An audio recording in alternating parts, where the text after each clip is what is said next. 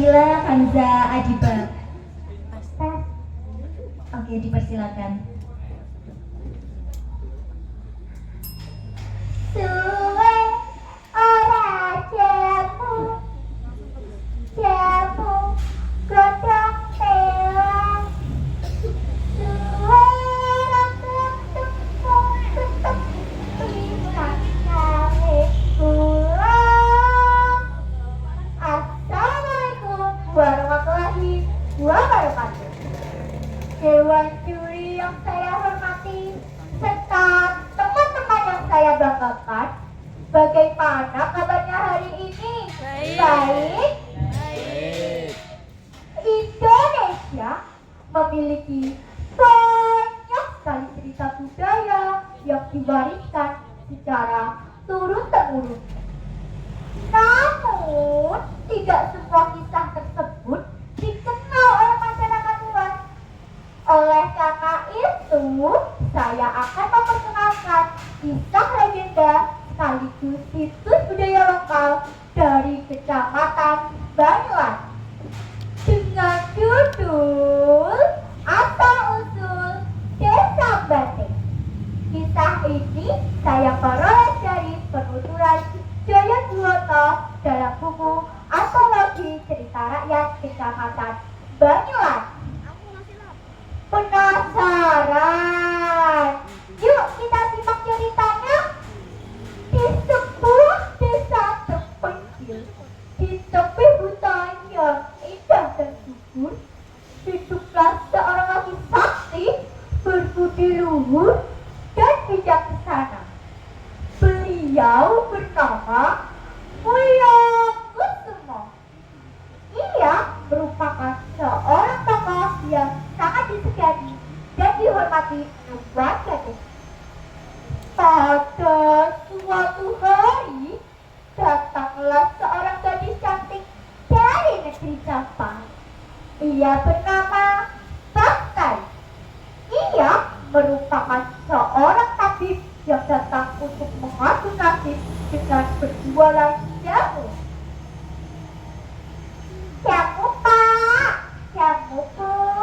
Jamu ini obat tradisional yang berasal dari bahan alami seperti rempah-rempah, dedaunan, dan buah-buahan segar. Pada awal kedatangannya, Baktai sempat dicurigai karena ia merupakan orang asing. Namun, karena sifatnya yang ramah dan baik, ia dengan cepat diterima oleh masyarakat setempat. Pada suatu malam, badai angin disertai deras melanda desa. Dari dalam rumah Baktai terdengar ketongan pintu.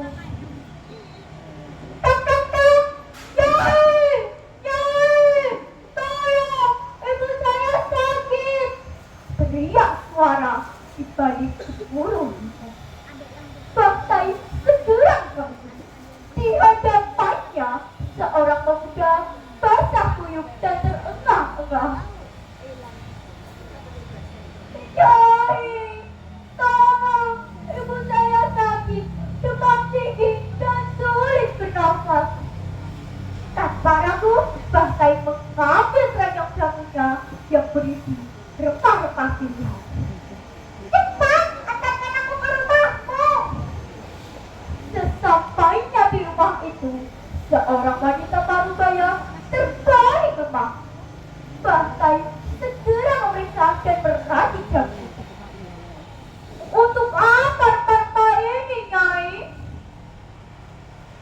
Jahe, kunyit, dan kencur saya tumbuk lalu diberi air hangat untuk diminumkan kepada ibumu. Tak lama setelah jamu diminumkan, kondisi wanita itu mulai membaik. Nafasnya mulai teratur dan matanya perlahan terbuka.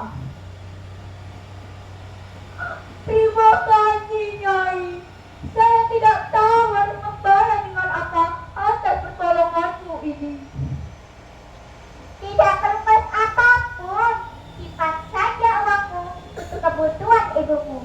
Melihat ibumu sudah kembali sehat, itu sudah cukup bagiku.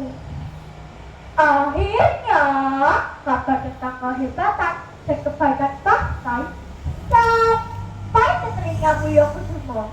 Mulyo Kusumo pun jatuh hati dan berniat untuk mempersuntingnya. Bahtai merasa sangat senang dan bahagia karena akan dipersunting oleh Mulyo Kusumo. Pada malam pesta pernikahan yang meriah, datanglah sekelompok perampok menyerbu desa dan menjarahkan penduduk. Situasi desa makin kacau. Selamatkan diri kalian! Selamatkan diri kalian! Teriak warga itu. Di tengah kekacauan itu, Mulyo Kusumo dan Bahtai terpisah. Suamiku! Suamiku! Di mana kau? Teriak Bahtai mencari Mulyo Kusumo. Setelah para perampok meninggalkan desa, suasana perlahan menjadi sunyi. Mulyo Kusumo berjalan ke sana kemari mencari istrinya. Namun tidak ditemukan. Ia hanya menemukan peralatan jamu berupa cobek dan lupa di dalam rumah yang hingga saat ini masih tersimpan dengan baik. Rasa kehilangan membuatnya terpukul. Mulyo Kusumo mulai berprasangka bahwa Bahtai telah dibawa pergi oleh para perampok dan tidak akan pernah kembali lagi. Nah, teman-teman, untuk menghormati dan mengenang jasa Bahtai, sejak saat itu warga desa namai desa tersebut menjadi